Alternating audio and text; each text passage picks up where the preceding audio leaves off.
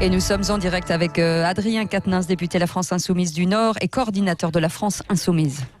Oui, bonjour Adrien Quatennens. Bonjour. Comme quoi c'est plus facile finalement quand vous êtes en studio. Hein. Bon, on a réussi à vous joindre, donc tout va bien.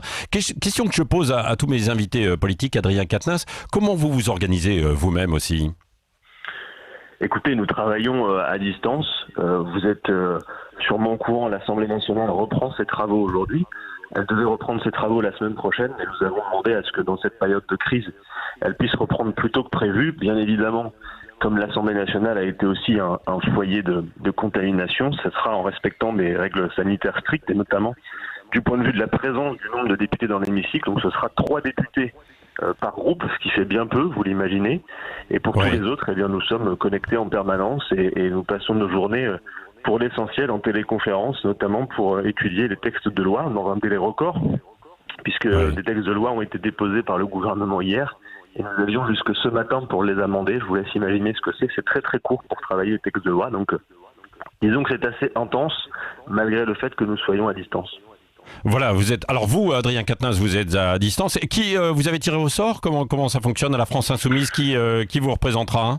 Non, ce que nous avons fait surtout, c'est de considérer les personnes qui avaient le moins de déplacements à faire et de transport en commun pour pouvoir se rendre jusqu'à l'Assemblée nationale. 3 personnes, je le disais, en l'occurrence, pour chaque groupe, c'est d'abord le président de groupe qui sera présent. Donc Jean-Luc Mélenchon sera à l'Assemblée nationale ce matin. Et il y aura également pour nous Mathilde Panot et Alexis Corbière. Et puis sans doute dans les prochains jours, ça changera en fonction. Oui. Alors le Parlement et l'exécutif qui veut instaurer un état d'urgence sanitaire, c'est ce qui va être examiné aujourd'hui avec un cadre. Vous en êtes d'accord sur le principe ou pas ? Écoutez, oui, nous avons regardé effectivement ce que le gouvernement proposait. Nous avons dit depuis le début de la crise du coronavirus que nous étions disposés à la coopération. Évidemment, cette coopération ne peut pas se faire à n'importe quel prix, raison pour laquelle d'ailleurs nous avons souhaité que la démocratie puisse se poursuivre et que le Parlement exerce son rôle, parce qu'il ne peut pas être question, même dans une période de crise grave, que les pleins pouvoirs soient donnés à Emmanuel Macron et son gouvernement. Donc effectivement, nous avons décidé de faire en sorte que nous puissions continuer à jouer notre rôle, et notamment le rôle de contrôle de l'action du gouvernement. Le gouvernement a posé sur la table un projet de loi de finances rectificative, et je peux vous dire ce matin, pour l'avoir étudié, et puis puisque nous le travaillons aujourd'hui à l'Assemblée, que de notre point de vue, on est encore loin, malgré tout, du quoi qu'il en coûte qu'a dit Emmanuel Macron et qu'a posé sur la table Emmanuel Macron lors de son allocution présidentielle. Le gouvernement communique beaucoup sur les 45 milliards qu'il met sur la table pour faire face à cette crise. Bon, le diable se cache dans les détails. Quand vous regardez les 45 milliards, en réalité, il n'y a là-dedans que 6 milliards et demi qui sont finalement des aides d'État supplémentaires. Le reste, pour l'essentiel, ce sont des reports de charges. 6 milliards et demi, c'est moins que ce qu'avait mis sur la table Emmanuel Macron au moment de la crise des Gilets jaunes, vous vous en souvenez. Donc vous voyez, c'est utile pour le coup de regarder dans le détail ce qu'il en est, parce que pour nous, sur beaucoup de mesures, ce qui est posé sur la table par le gouvernement n'est pas à la hauteur de la crise que nous vivons. Je pense que c'est largement sous-estimé. Oui, alors Adrien Quatennens, s'il y a 2-3 points sur lesquels vous allez insister et ce que vous allez demander, c'est quoi ? Donc c'est un effort budgétaire plus important et puis d'autres points également sur la restriction de certaines libertés. D'abord sur le plan financier, alors qu'est-ce qu'il faudrait là ? Qu'est-ce que vous demandez ce matin ? Bon, plusieurs choses. Je parlais de ces 45 milliards qui pour l'essentiel sont des reports de charges. 32 milliards sur ces 45 sont des reports de charges de cotisation. Ce qui veut dire en quelque sorte que les entreprises vont être exonérées de devoir payer leurs cotisations immédiatement, mais possiblement dans quelques mois et dans une conjoncture économique qui reste d'être tout à fait compliquée, elles devront tout de même les payer. On peut se poser la question de savoir si c'est vraiment utile. Le plus important pour nous sur ces 45 milliards se situe notamment sur les moyens déployés pour l'hôpital public, la santé et le matériel. Vous savez que dans cette crise sanitaire, il y a d'abord et avant tout en première ligne un personnel de santé qui n'avait pas besoin d'attendre la crise du coronavirus pour alerter sur toutes les difficultés et la mise en tension de notre système de santé depuis des années. Je n'ai pas besoin de vous ressortir les chiffres, mais plus de 69 000 lits à l'hôpital fermés depuis 2003, 4 172 lits fermés en 2018, 1 milliard d'économies demandées par Emmanuel Macron encore à l'hôpital public en 2018.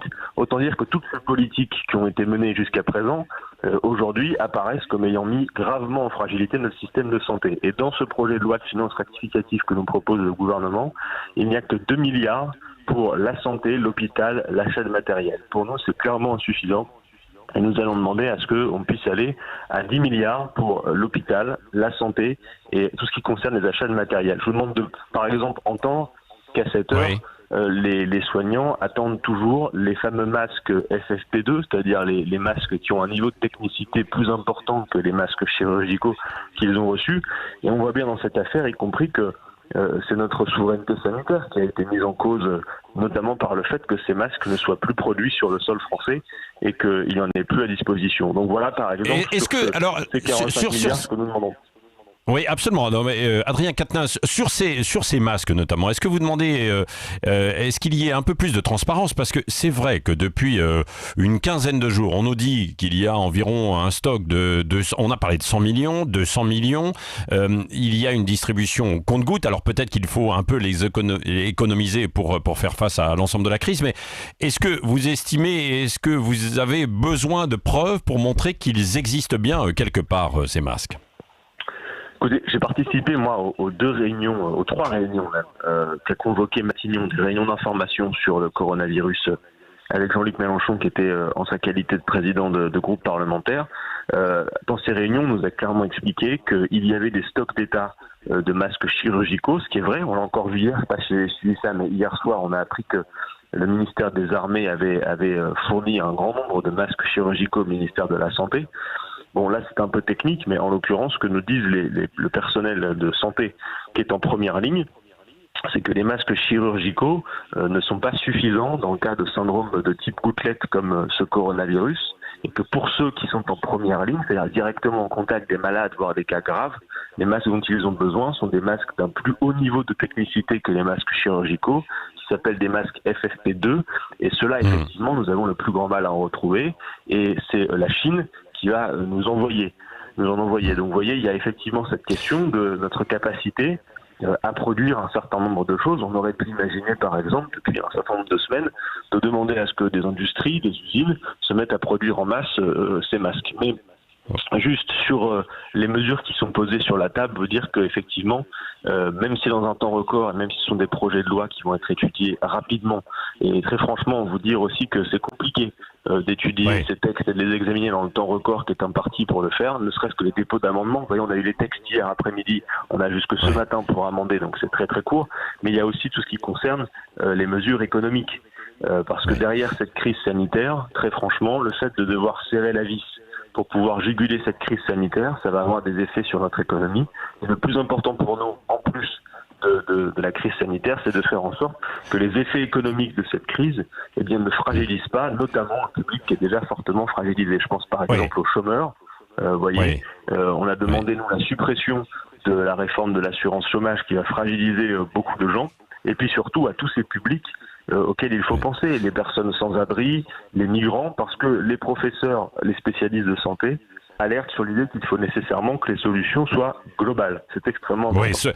Oui, est-ce que sur la philosophie, parce qu'on ne peut pas tout voir en détail avec vous, Adrien Quatennens, et vous allez avoir beaucoup de travail, on va vous laisser justement plancher, mais est-ce que la philosophie de la France Insoumise, c'est contrôle, mais pas opposition lors des travaux aujourd'hui et demain ?